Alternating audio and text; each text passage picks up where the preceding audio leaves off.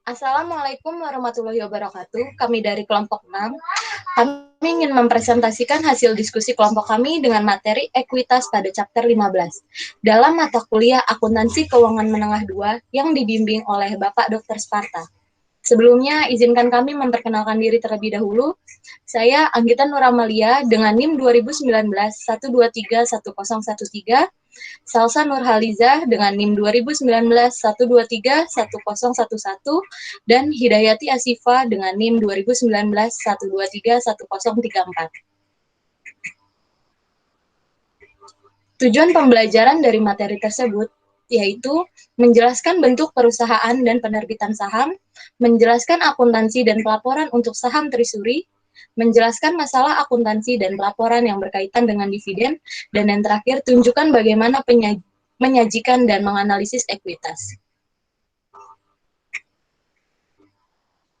Materi yang pertama dengan modal perusahaan atau corporate capital. Dari 3 bentuk utama organisasi bisnis, kepemilikan, kemitraan, dan korporasi, bentuk corporate mendominasi. Korporasi sejauh ini adalah pemimpin dalam hal jumlah agregat sumber daya yang dikendalikan, barang dan jasa yang diproduksi, dan orang yang dipekerjakan.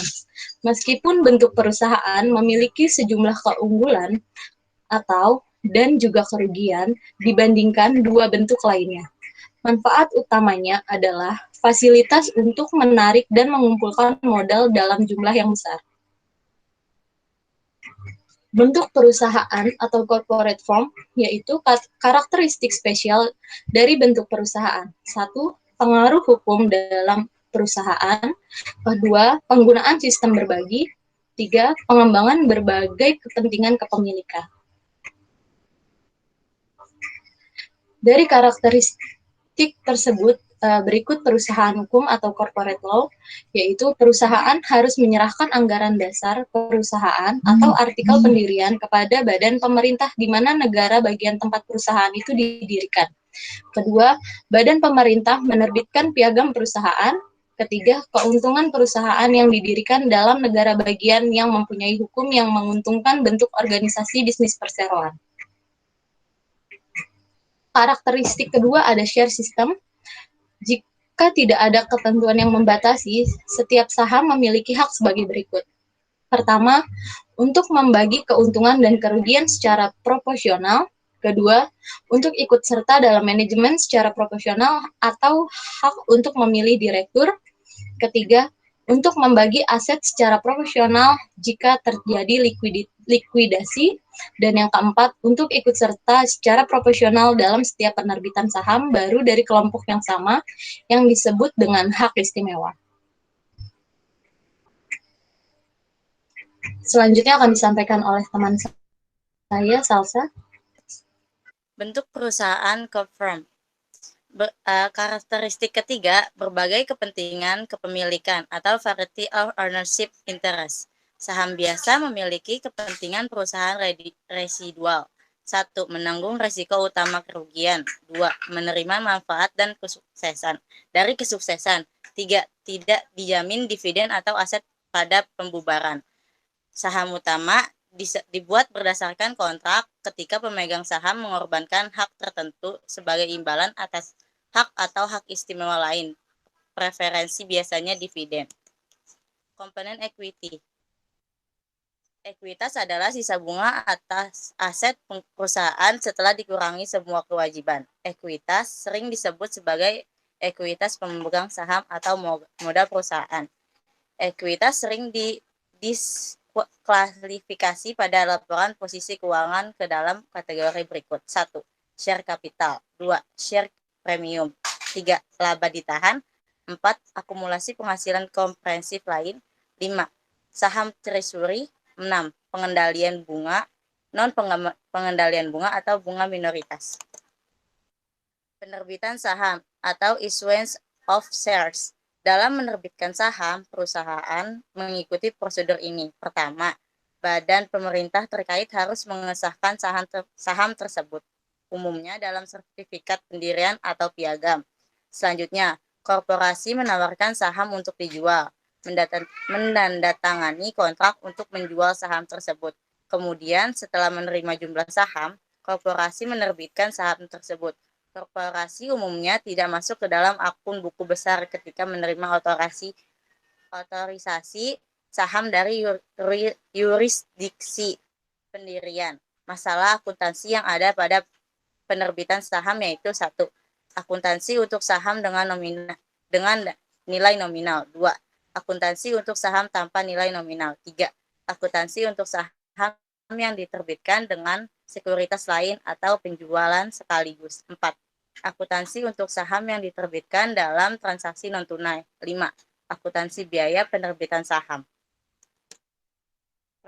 Penerbitan saham atau Insurance of Share, saham dengan nilai nominal, part value shares. Nilai nominal satu saham tidak memiliki hubungan dengan nilai wajarnya. Saat ini, nilai nominal yang terkait dengan sebagian besar penerbitan saham biasa sangat rendah. Nilai nominal yang rendah membantu perusahaan menghindari kewajiban kontingensi yang terkait dengan saham yang dijual di bawah nilai nominal.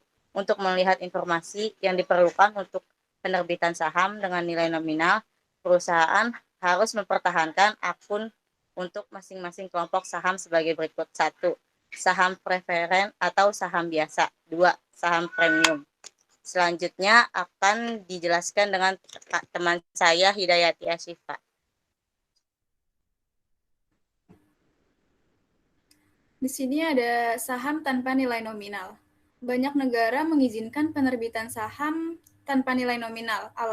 Alasan penerbitan saham tanpa nilai nominal itu ada 2. Yang pertama, penerbitan saham tanpa nilai nominal menghindari kewajiban kontingensi yang mungkin terjadi jika perusahaan menerbitkan saham dengan nilai nominal dengan harga diskon.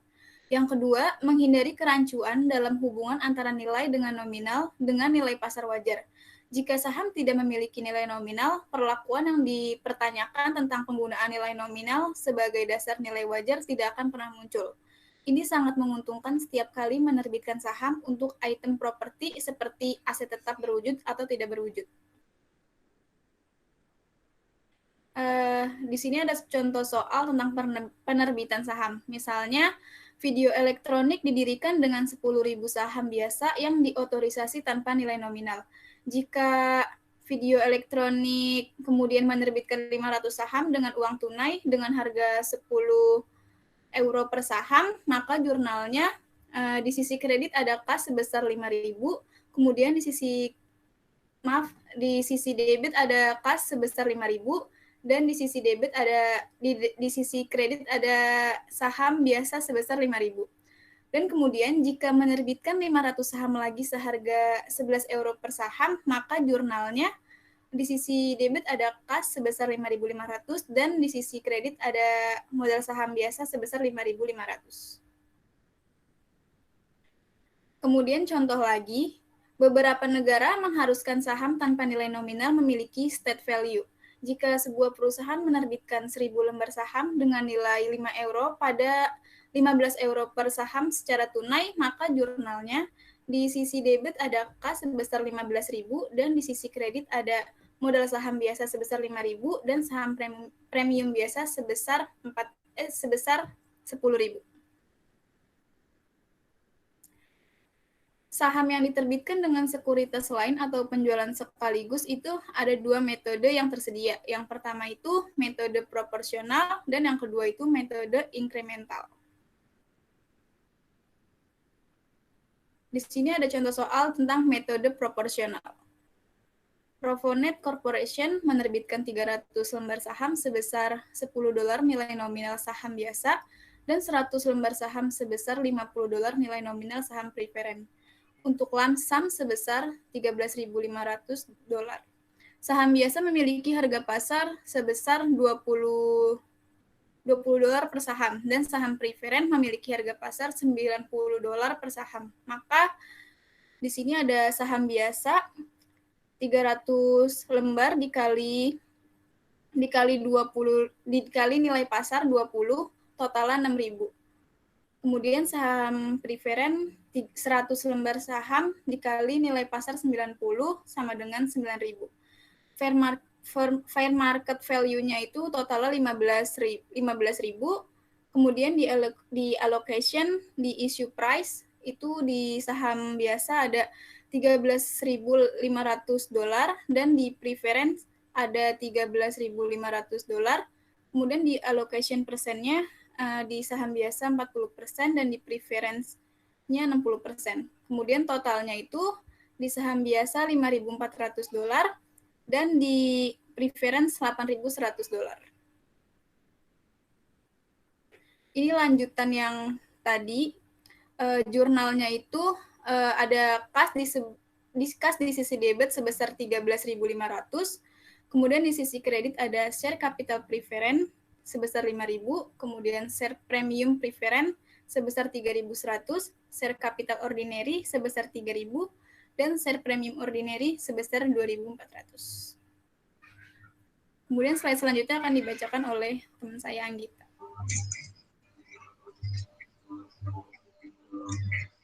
Metode selanjutnya yaitu metode incremental. Pada BL15.4, Renovate Corporation menerbitkan 300 lembar saham sebesar $10, nilai nominal saham biasa, dan 100 lembar saham sebesar $50, nilai nominal saham preference untuk lump sum sebesar $13.500. Saham biasa memiliki harga pasar $20 per saham, dan saham preference tidak memiliki harga pasar. Maka berikut metode incrementalnya. Ordinary share preference share itu ada numbernya 300 dan 100, itu amount-nya dikali dengan $20 dengan jumlah 6.000, dan preference share-nya itu 100 dikali amount-nya tidak diterahkan, jadi tidak bernominal, dengan fair market value-nya $6.000. Allocation-nya issued price-nya dengan preference sebesar $13.500, ordinary-nya dikurang $6.000, dengan total ordinary saham biasa itu $6.000 dan preference-nya $7.500. Berikut lanjutan masih yang sama, metode incrementalnya. Jurnal incrementalnya ada kas di debit sebesar $13.500, share capital preference-nya itu 100 dikali $50 dengan nominal 5.000, share premium preference-nya dengan nominal 2.500, share capital ordinary-nya 300 dikali $10 dengan jumlah $3.000, share premium ordinary-nya dengan jumlah 3.000. Saham yang dikeluarkan dalam transaksi non-tunai. Akuntansi untuk penerbitan saham properti atau jasa melibatkan masalah penilaian. Aturan umumnya adalah perusahaan harus mencatat saham yang dikeluarkan untuk jasa atau properti selain uang tunai pada nilai wajar barang atau jasa yang diterima, kecuali nilai wajar tersebut tidak dapat diukur dengan andal. Jika nilai barang atau jasa tidak dapat diukur dengan andal, gunakan nilai wajar dari penerbitan saham. Saham yang dikeluarkan dalam transaksi non-tunai. Rangkaian transaksi menunjukkan prosedur pencatatan penerbitan 10.000 lembar saham biasa dengan nilai nominal €10 yang ditukar dengan paten pada perusahaan Marlowe dalam berbagai keadaan. 1. Marlowe tidak dapat langsung menentukan nilai wajar dari paten tersebut, tetapi Marlowe mengetahui nilai wajar saham tersebut adalah €140.000. Dengan jurnal paten di debit sebesar €140.000 dan di kreditnya ada saham modal biasa yaitu 10.000 saham dikali €10 per saham dengan nominal €100.000 di kredit, dan saham premium biasa di kredit dengan nominal €40.000. Masih sama, soal yang kedua itu, Marlowe tidak dapat langsung menentukan nilai wajar saham, tetapi menentukan nilai wajar paten adalah €150 dengan jurnal paten di debit dengan nominal €150.000 dan di kredit modal saham biasa 10.000 saham dikali €10 per saham dengan nominal €100.000, saham premium biasa €50.000 di kredit. Yang ketiga, Marlowe belum mengetahui nilai pasar wajar saham maupun nilai pasar wajar paten. konsultan independen menetapkan nilai paten sebesar 125.000 euro berdasarkan arus kas diskonto yang diharapkan. Dengan jurnal paten didebit dengan nominal 125.000 dan dikredit modal saham biasa yaitu 10.000 saham dikali 10 euro per saham dengan nominal 100.000 dikredit dan saham premium biasa dengan nominal 25.000 dikredit. Selanjutnya ada biaya penerbitan saham. Ketika sebuah perusahaan menerbitkan saham, ia harus melaporkan biaya langsung yang dikeluarkan untuk menjual saham, seperti 1. Biaya penjaminan emisi, kedua, biaya akuntansi dan hukum, ketiga, biaya pencetakan, dan keempat, pajak, sebagai pengurangan jumlah yang dibayarkan. Saham preference. Karakteristik sering berkaitan dengan penerbitan saham preference. Pertama, ada preference untuk dividen. Kedua, preferensi untuk aset pada saat likuidasi. Ketiga, dapat dikonversi menjadi saham biasa. Keempat, dapat ditebus atas opsi perseroan. Dan kelima, tidak memiliki hak suara atau non-voting. Saham preference. Karakteristik saham preference yaitu ada kumulatif, berpartisipasi, konversi, dapat ditarik, dan dapat ditebus. Sebuah perseroan dapat melampirkan preferensi atau batasan apapun selama tidak bertentangan secara spesifik hukum negara bagian. Akuntansi untuk penerbitan saham preference adalah serupa dengan akuntansi untuk penerbitan saham biasa. Akan dilanjutkan oleh Salsa. Ilustrasi, BISHOP menerbitkan 100 lembar saham preference dengan nilai nominal 10 euro seharga 12 euro per saham secara tunai. BISHOP mencatat penerbitan sebagai berikut. Di debit ada kas sebesar 120.000, di kredit share capital preference sebesar 100.000, share premium preference sebesar 20.000. Perolehan kembali saham. Perusahaan membeli saham beredar mereka untuk 1. Menyediakan distribusi kelebihan uang tunai yang efisien pajak kepada pemegang saham. 2. Tingkatkan laba per saham dan laba atas ekuitas. 3. Menyediakan saham untuk kontrak kompensasi karyawan atau untuk memenuhi kebutuhan merger potensial. 4. Menghindari upaya pengembalian atau mengurangi jumlah pemegang saham. 5. Untuk membentuk pasar bagi saham. Pembelian saham treasury. 2 metode yang dapat diterima. 1. Metode biaya atau lebih banyak digunakan. 2. Metode nilai nominal. Nilai ditetapkan. Saham treasury menurunkan ekuitas. Contoh soalnya, perusahaan Pasifik menerbitkan 100 lembar saham biasa dengan nominal 1 US dollar dengan harga 10 US dollar per saham. Selain itu, ia memiliki laba ditahan sebesar 300.000 US dollar. Jurnalnya, equity di debit, share capital ordinary 1 dolar per 100.000 shares, issued and outstanding 100.000, share premium ordinary 900.000, retained earnings 300.000, total equity-nya 1.300.000.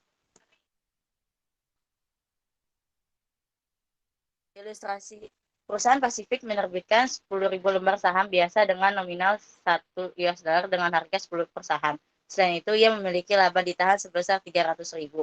Pada 20 Januari 2019, Pasifik memperoleh 10 lembar saham dengan harga 11 US dollar per saham. Pasifik mencatat reakuisisi perusahaan perolehan kembali sebagai berikut, yang mana di debit ada saham treasury sebesar 110.000 di debit dan di kredit ada kas sebesar 110.000. Ilustrasi, kelompok ekuitas pemegang saham untuk perusahaan Pasifik setelah pembelian saham treasury. Ada equities, share capital ordinary 1 US dollar per value 100.000 shares, issued and 9.000 outstanding sebesar 100.000 US dollar. Share premium ordinary sebesar 900.000 US dollar, return net earnings 300.000 US dollar, dikurangi dengan cost of treasury shares 10.000 shares sebesar 110.000. Total equity-nya 1.190.000 US dollar. Penjualan saham treasury 1 di atas harga pokok atau bisa disebut dengan above cost. 2 di atas harga pokok. Di bawah harga pokok disebut dengan below cost. Keduanya meningkatkan total aktiva dan ekuitas. Penjualan saham treasury di atas harga pokok. Pacific memperoleh 10.000 lembar saham treasury dengan harga 11 US dollar per saham. Dijual 1.000 lembar saham dengan harga 15 US dollar per saham. Pada 10 Maret, Pacific mencatat jurnal sebagai berikut. Di debit ada kas sebesar 15.000 rupiah, 15.000 US dollar. Di kredit ada saham treasury sebesar 11.000 US dollar. Ada lagi share premium treasury sebesar 4.000 US dollar. Penjualan saham treasury di bawah harga pokok, yaitu Pacific menjual tambahan 1.000 lembar saham treasury pada 21 Maret dengan harga 8 US dollar per saham. Maka pencatatan penjualan sebagai berikut. Di debit ada kas sebesar 8.000 US dollar, di kredit ada share premium treasury sebesar 3.000 US dollar, dan ada saham treasury sebesar 11.000 US dollar. Ilustrasi, diasumsikan bahwa Pacific menjual tambahan 1.000 lembar saham dengan harga 8 US dollar per saham pada 8 April. Jurnalnya ada kas sebesar 8.000 US dollar, share premium treasury sebesar 1.000 US dollar, return net earnings sebesar 2.000 US dollar, dan di kredit ada saham treasury sebesar 11.000 US dollar. Selanjutnya akan dilanjutkan oleh teman saya, Hidayati. Penarikan saham treasury. Hasil keputusannya menghasilkan yang satu pembatalan saham treasury dan kedua pengurangan jumlah saham yang diterbitkan. Penarikan saham treasury berstatus saham yang diotorisasi dan saham yang belum diterbitkan. Kebijakan dividen. Beberapa perusahaan membayar dividen dalam jumlah yang sama dengan laba ditahan yang tersedia secara hukum tetap mereka. Mengapa? Yang pertama, menjaga kesepakatan dengan kreditur. Yang kedua, memenuhi persyaratan perusahaan. Yang ketiga, untuk membiayai pertumbuhan atau ekspansi. Yang keempat, untuk memuluskan pembayaran dividen. Dan yang terakhir, untuk membentuk pelindung dari kemungkinan kerugian. Kondisi keuangan dan pembagian dividen. Sebelum menyatakan dividen, manajemen harus mempertimbangkan ketersediaan dana untuk pembayaran dividen. Suatu dividen sebaiknya tidak dibayarkan, kecuali baik posisi keuangan sekarang ataupun yang akan datang tampak menjamin pembagian dividen. Jenis-jenis dividen itu ada 4. Yang pertama itu ada dividen tunai, yang kedua dividen properti, yang ketiga dividen likuidasi, dan yang terakhir dividen saham. Semua dividen ini kecuali dividen saham itu mengurangi total ekuitas dalam perusahaan. Dividen tunai. Dewan direksi melakukan pemungutan suara untuk mengumumkan dividen tunai. Kemudian ada pengumuman dividen tunai merupakan kewajiban dan perusahaan tidak mengumumkan atau membayar dividen tunai pada saham treasury. 3 tanggal yang ada di dividen tunai itu ada tanggal deklarasi, ada tanggal pembayaran, dan ada tanggal pencatatan. Ilustrasinya, Roadway Freightway Corporation pada 10 Juni mengumumkan pembagian dividen tunai sebesar 50 sen per saham atas 1,8 juta saham yang dibayarkan pada 16 Juli kepada semua pemegang saham tercatat pada 24 Juni. Pada tanggal deklarasi itu tanggal 10 Juni, jurnalnya retained earnings 900 di sisi debit dan dividen payable 900.000 di sisi kredit. Kemudian pada tanggal 24 Juni itu, pada tanggal pencatatan itu tidak ada jurnal, dan pada tanggal pembayaran 16 Juli itu di sisi debit ada dividen payable sebesar 900.000 dan di sisi kredit ada cash 900.000. Dividen properti. Dividen properti dibayarkan dalam aset selain kas. Menetapkan kembali nilai wajar properti yang akan dibagikan dengan mengakui setiap keuntungan atau kerugian. Ilustrasinya. Saya mentransfer sebagian investasinya kepada pemegang saham dalam sekuritas yang mudah dipasarkan senilai dolar Hong Kong 1.250.000 kepada pemegang saham dengan dividen properti pada 28 Desember 2018 untuk didistribusikan pada 30 Januari 2019 kepada pemegang saham yang tercatat pada 15 Januari 2019. Pada tanggal deklarasi, sekuritas memiliki nilai pasar 2 juta US dolar Hong Kong. Jurnalnya sebagai berikut.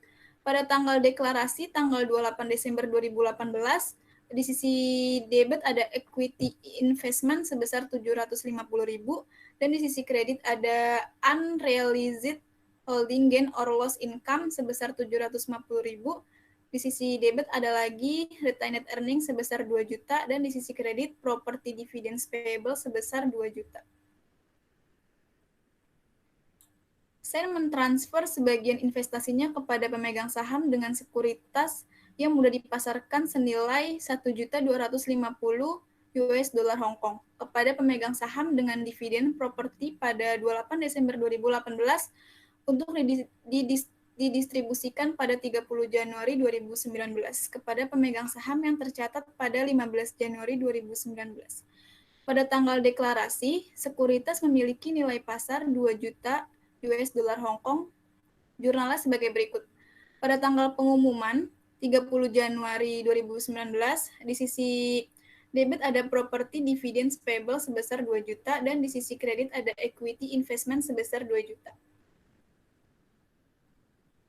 Selanjutnya akan dibacakan oleh Anggita.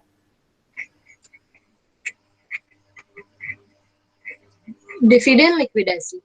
Setiap dividen yang tidak didasarkan pada laba merupakan pengurangan modal di store perusahaan.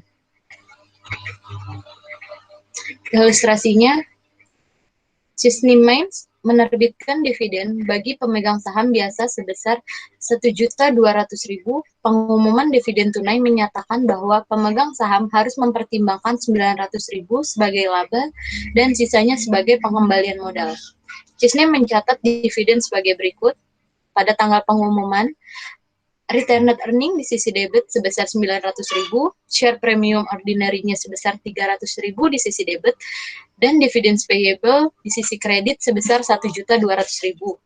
Tanggal pembayarannya dengan jurnal dividends payable pada sisi debit sebesar 1.200.000 dan cash pada sisi kredit sebesar 1.200.000.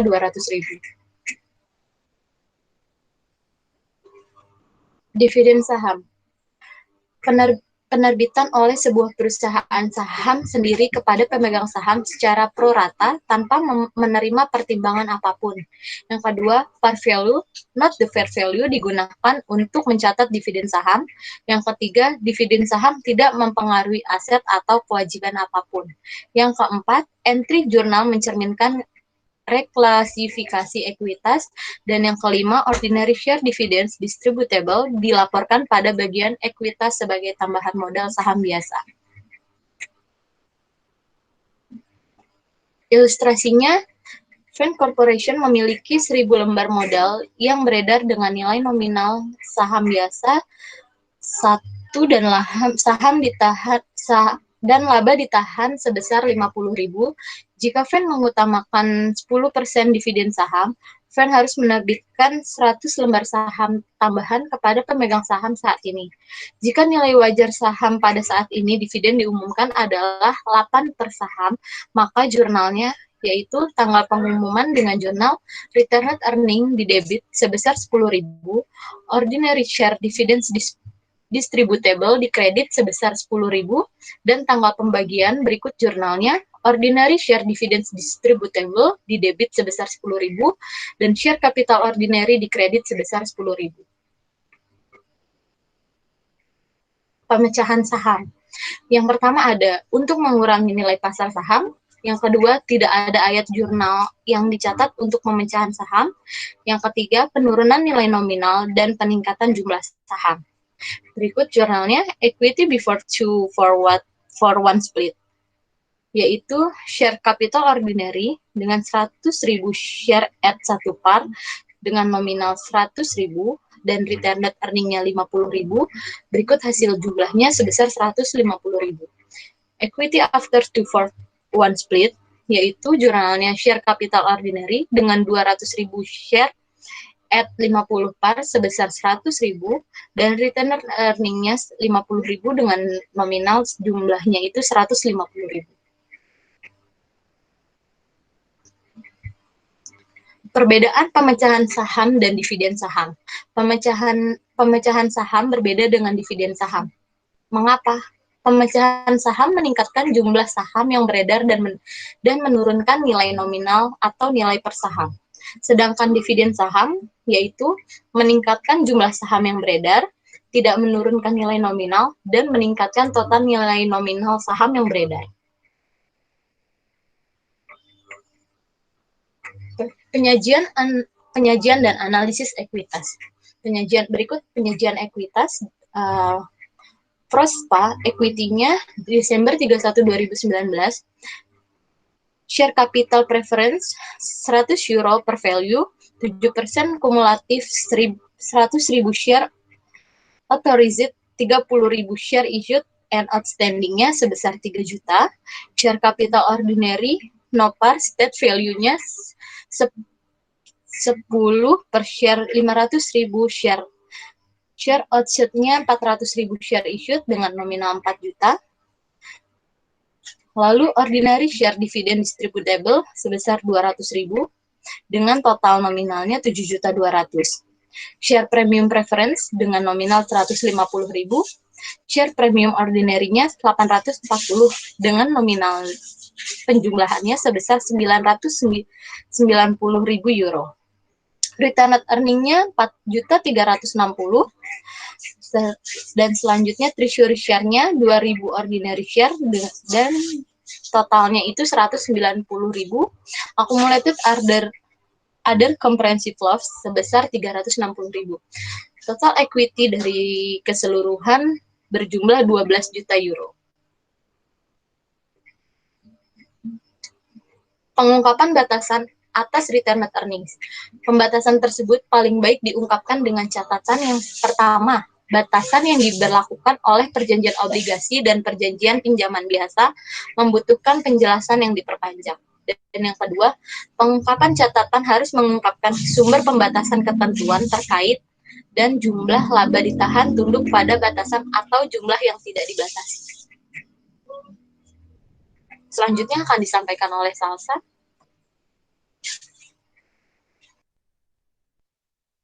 Penyajian laporan perubahan ekuitas. Pada PT BES Group, statement of equity-nya, di sini ada jurnal, number of subscribed shares outstanding, Januari tanggal 1, 2015. Di number of subscribed shares outstanding ada 918.478.694 rupiah. Subscribe capital ada 1.176. Di capital surplus ada 3.143. Return net earning-nya 28.777 rupiah. Other comprehensive income di pengurangannya 5.482. Equity of shareholder of BES SE 27.614 rupiah. Monetary interest 581, total equity-nya 28.195. Effect of acquisitions-nya tidak ada. Arsip in stage-nya juga tidak ada. Dividend page-nya di return net earning mengurangi 2.572 dan equity of shareholders of BES SE-nya mengurangi 2.572, minority interest mengurangi 234 dan total equity-nya mengurangi 2.806. Net income-nya di return net earning ada 3.987, equity of shareholder of base SE-nya ada 3.987, monetary interest-nya 314, total equity-nya 4.301.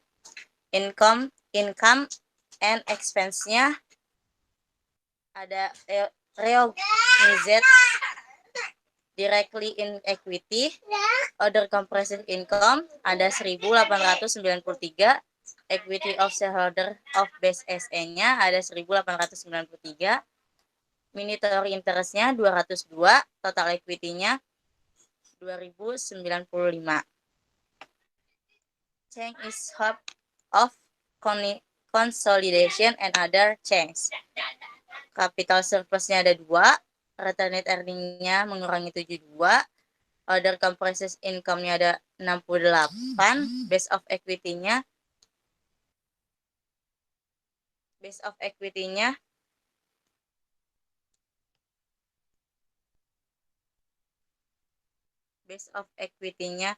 ada 6, monetary interest-nya ada 234, total equity-nya 240.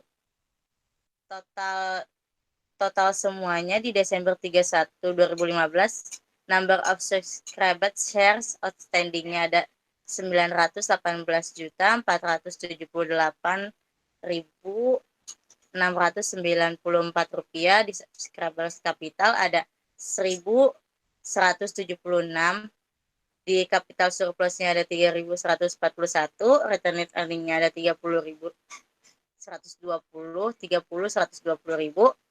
other comprehensive income-nya minus 3.521, equity of shareholders of base SE-nya 30.916, monetary interest-nya 629 rupiah, total equity-nya 31.545 rupiah.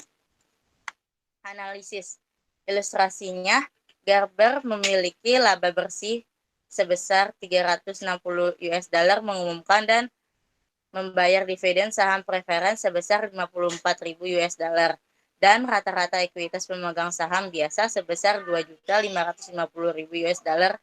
Rasio dihitungkan dengan cara sebagai berikut. Return of ordinary share equity. Rumusnya, net income dikurangi preference dividends dibagi average ordinary shareholders equity. Jadi 360 US dollar dikurangi 54.000 US dollar dibagi 2.550 US dollar sama dengan 12%. Rasio menunjukkan berapa banyak dolar dari laba bersih yang diperoleh perusahaan untuk setiap dolar yang diinvestasikan oleh pemilik. Ilustrasi kedua, Troy SE memiliki dividen tunai 100 euro dan laba bersih 500 euro.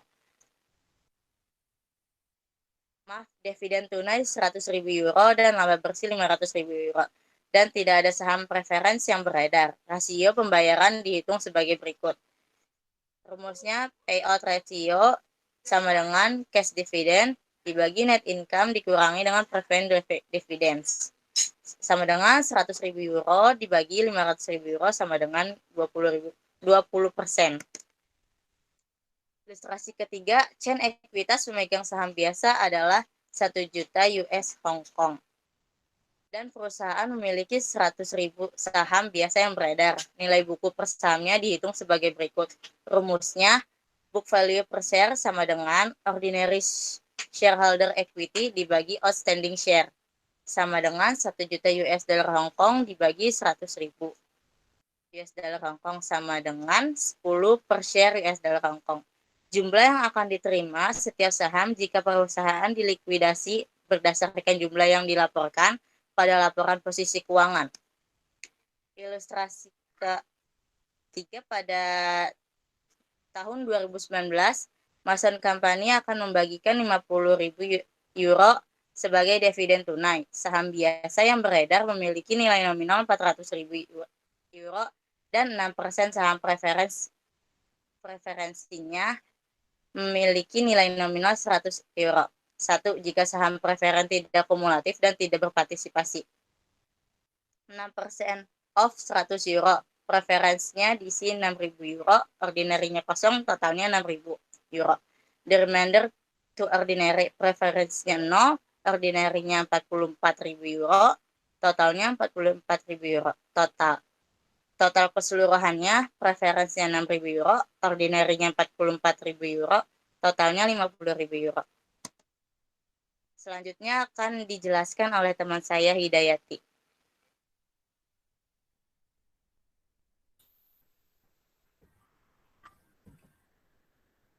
Yang ketiga, jika saham preferen tidak kumulatif dan berpartisipasi penuh. Jurnalnya, current year dividend 6%, di preferen ada 6.000 euro, di ordinary ada 24 euro, totalnya 30.000 euro. Pada participating dividend of 4%, preference-nya 4.000, ordinary-nya 16.000, dan totalnya 20.000. Kemudian totalnya itu yang preference 10.000 euro, ordinary 40.000 euro, dan totalnya 50.000 euro. The participation dividend was determined as follow. Current year dividend preferennya 6% of 100.000 sama dengan 6.000 euro, ordinarinya 6% of 400.000 euro sama dengan 24.000, totalnya sebesar 30.000 euro. Terus amount available for participation-nya itu 50.000 euro dikurang 30.000 euro sama dengan 20.000 euro. Terus par value of share that are to participate itu 100.000 euro ditambah 400.000 euro sama dengan 500.000 euro. Kemudian pada rate of participation 20.000 euro dibagi 500.000 euro sama dengan itu 4%. Kemudian partisipasi dividennya itu ada 2, preferennya itu 4% dari 100.000 euro sama dengan 4.000 euro, kemudian pada ordinary-nya ada 4% dari 400.000 euro sebesar 16.000 euro. Jadi totalnya itu 20.000 euro. Kemudian ilustrasi lagi, pada 2019 itu Mason Company akan membagikan 50.000 euro sebagai dividen tunai. Saham biasa yang beredar memiliki nilai nominal 400.000 euro dan 6% saham preferensinya memiliki nilai nominal 100.000 euro. Yang keempat,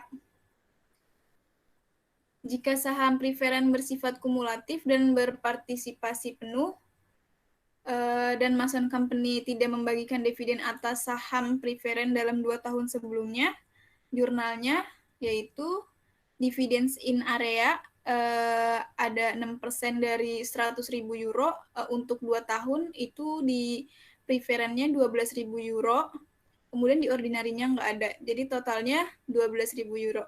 Kemudian pada current year dividen sebesar 6%, di preferennya itu 6.000, kemudian di ordinarinya itu 24.000, totalnya sama dengan 30.000.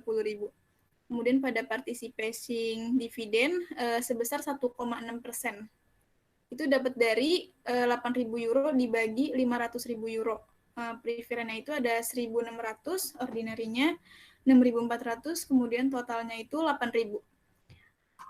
Total keseluruhannya itu preferen itu ada 19.600 euro, ordinary ada 30.400 euro, totalnya 50.000 euro. Nilai buku per saham. Nilai buku per saham dihitung sebagai aset bersih dibagi dengan saham beredar pada akhir tahun. Perhitungan menjadi lebih rumit jika perusahaan memiliki saham preferen. Jurnalnya yaitu preference share sebesar 5%. Di preferen ada sebesar 13.000 euro, di ordinary tidak ada, kemudian ordinary share, di ordinary 400.000 euro, kemudian share premium ordinary sebesar 37.500 euro. Kemudian retained earnings sebesar 162.582 euro.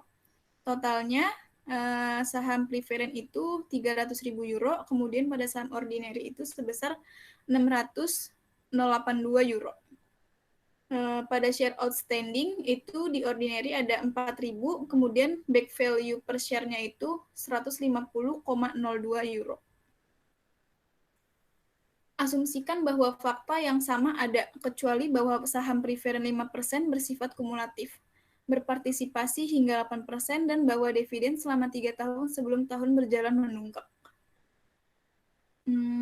Preference share-nya itu sebesar 5%, ada di saham preferen 300.000 euro, ordinary share-nya itu 400.000 euro, dia masuk ke ordinary. Kemudian share premium ordinary-nya itu masuk juga ke ordinary sebesar 37.500. Kemudian pada retained earnings itu ada dividen in area 3 tahun itu 5% dalam setahun. Itu di saham preferen 45.000, kemudian current year requirement 5%, di preferennya 15.000, participating additional 3%, di preferen 9.000. Kemudian di ordinary-nya juga masuk, yang tadi current year requirement at 5% itu di ordinary masuk 20.000, kemudian participating additional 3%-nya di preferen masuk 9.000 dan di ordinary masuk 20.000. Kemudian di reminder to ordinary-nya masuk 61.582. Kemudian total dari preferen dan ordinary itu, preferen itu sebesar 369.000 euro dan di ordinary itu sebesar 531.082 euro. Share outstanding-nya itu 4.000 dan back value per share-nya itu 132,77 euro.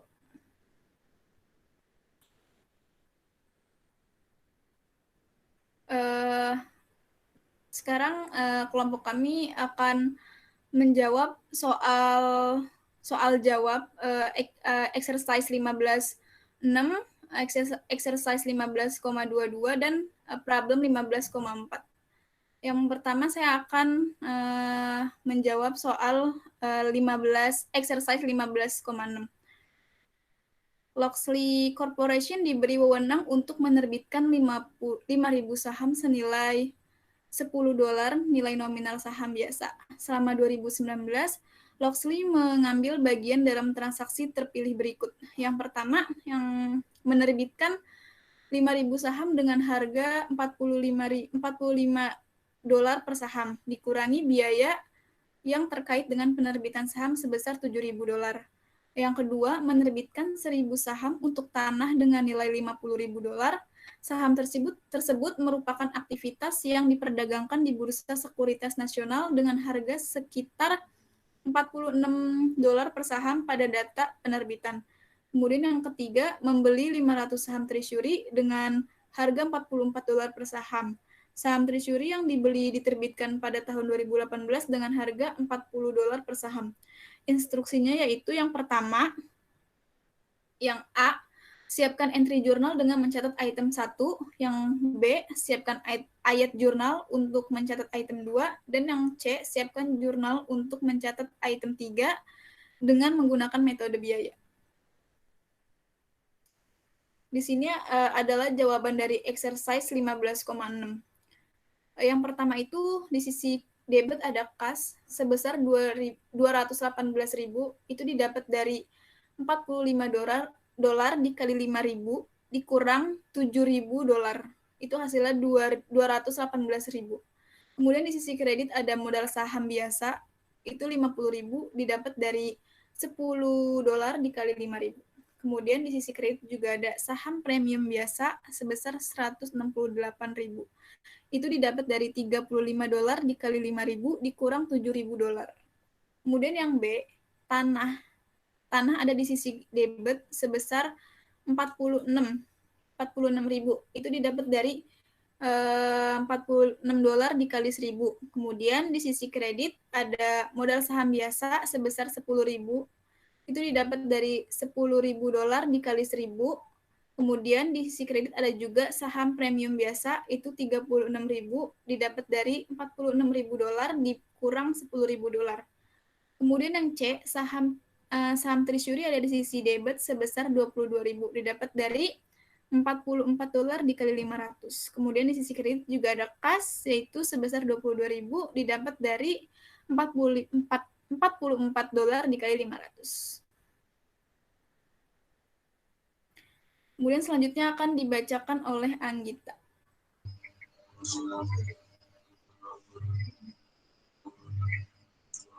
Selanjutnya soal exercise 15.22, yaitu buku besar Martinez SE menunjukkan saldo berikut pada tanggal 31 Desember 2019. Saham modal preference 5% dikurang 10 per value outstanding dan 20.000 share dengan nominal 200.000 euro. Saham modal biasa 100 per value outstanding 30.000 share dengan nominal 3 juta euro dan return net earning dengan nominal 630.000 euro. Instruksinya dengan asumsi bahwa direksi memutuskan untuk membagikan total dividen sejumlah 266.000 euro, tentukan berapa banyak yang diterima setiap kelompok saham di bawah masing-masing kondisi yang disebutkan di bawah ini. 1 tahun ada tunggakan dividen pada saham preference. Yang A, saham preference bersifat kumulatif dan partisipasi penuh. Yang B, saham preference tidak kumulatif dan tidak berpartisipasi. Dan yang C, saham preference bersifat non-kumulatif dan berpartisipasi dalam pembagian lebih dari tingkat dividen 7% pada saham biasa. Berikut jawabannya. Yang A itu ada saham preference bersifat kumulatif dan berpartisipasi penuh. Yang saham preference-nya dengan nominal $26.000, saham biasa 240.000 dan totalnya 266.000. Dividen dalam tunggakan nominal $10.000 yaitu didapat dari 5% dikali 10 dan dikali 20.000. Current dividend preference nominalnya 10.000 ada di saham preference dan current dividend biasa 150.000 ada di saham biasa dan yang didapat dari 5% dikali 100 dikali 30.000. Dan saldo dividen pro rata itu dari saham preference sebesar $6.000, saham biasa $90.000 dan totalnya $96.000. Jadi total dari keseluruhan saham preference yaitu $26.000, saham biasa $240.000 dan total dari saham preference ditambah oleh saham biasa yaitu nominalnya $266.000.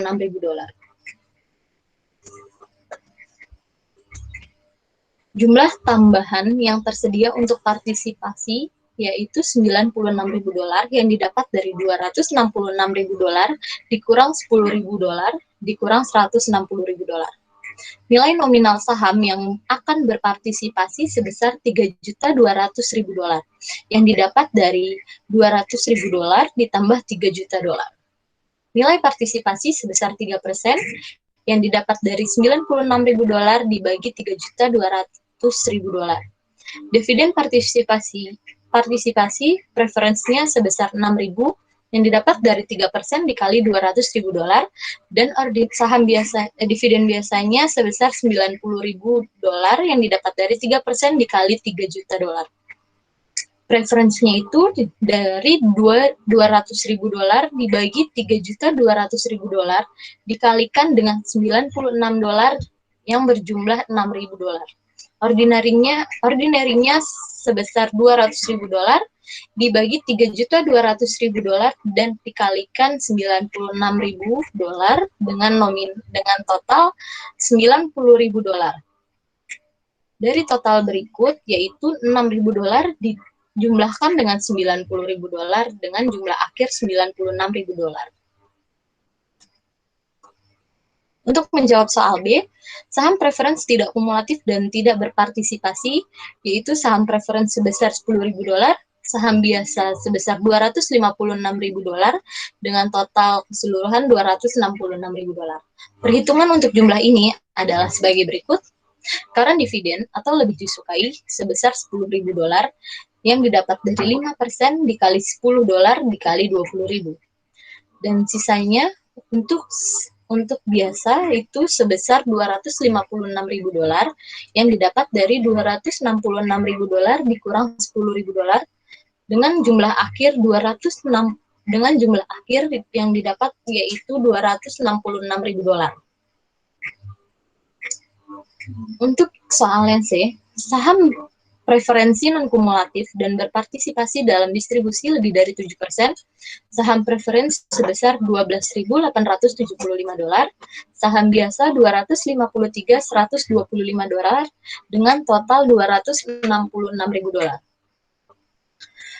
Tahun berjalan yaitu didapat dari saham preference sebesar 10.000 dolar yang didapat dari 5% dikali 10 dolar dikali 20.000, dan saham biasa itu terdapat 150.000 dolar yang didapat dari 5% dikali 3.000.000 dolar. Tambahan 2% untuk saham biasa dengan total 60.000 dolar didapat dari 2% dikalikan dengan 3 juta dolar. Dan saldo dividen pro rata yaitu bernilai pada saham preference 2.875 dolar dan pada saham biasa bernilai 43.125 dengan total akhir pada saham preference jumlah 12.875 dolar dan saham biasa 253.125 dolar dan total akhir dengan 266.000 dolar. Jumlah tambahan yang tersedia untuk partisipasi itu senilai 46.000 dolar yang didapat dari 266 dolar dikurang 10.000 dolar dikurangi 150.000 dolar dikurangi 60.000 dolar.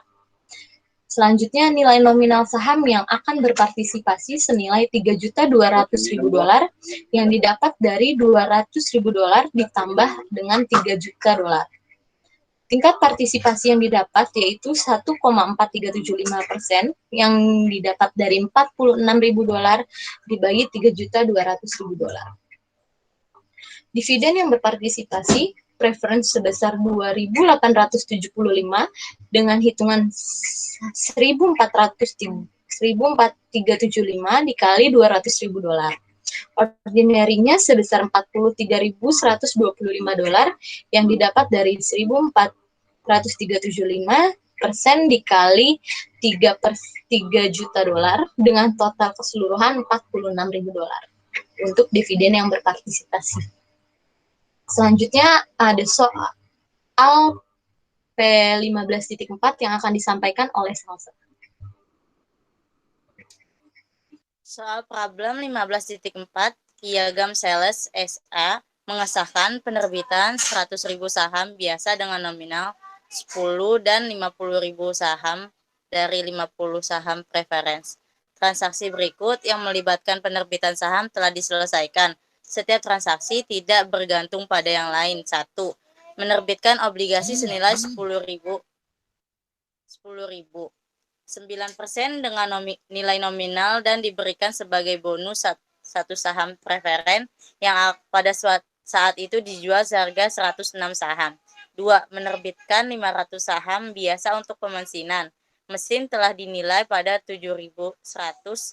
Nilai buku penjual adalah 6.200. Harga pasar terkini dari saham biasa dalam 16 lembar saham.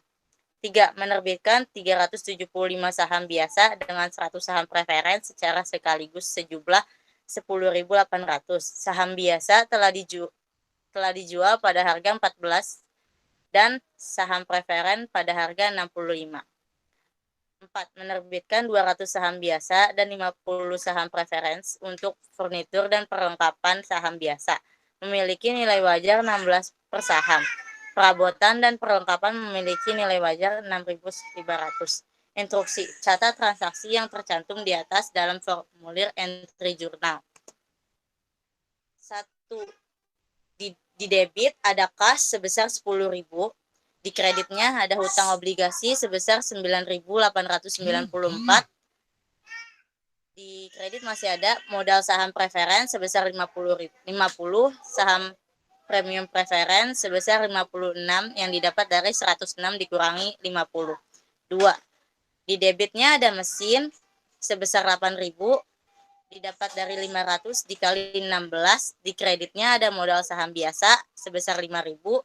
Di kredit ada saham premium biasa sebesar 3.000. 3.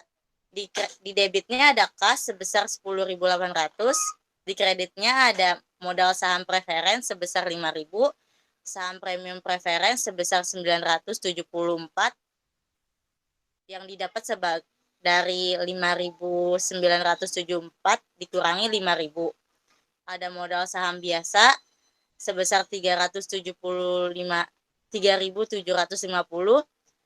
Di kredit masih ada saham premium biasa sebesar 1.076 yang didapat dari 4.826 dikurangi dengan 750. Ada nilai wajar biasa yaitu sebesar 5.250 yang didapat dari 375 dikali 14. Nilai wajar preference sebesar 6.500 yang didapat dari 100 dikali 65.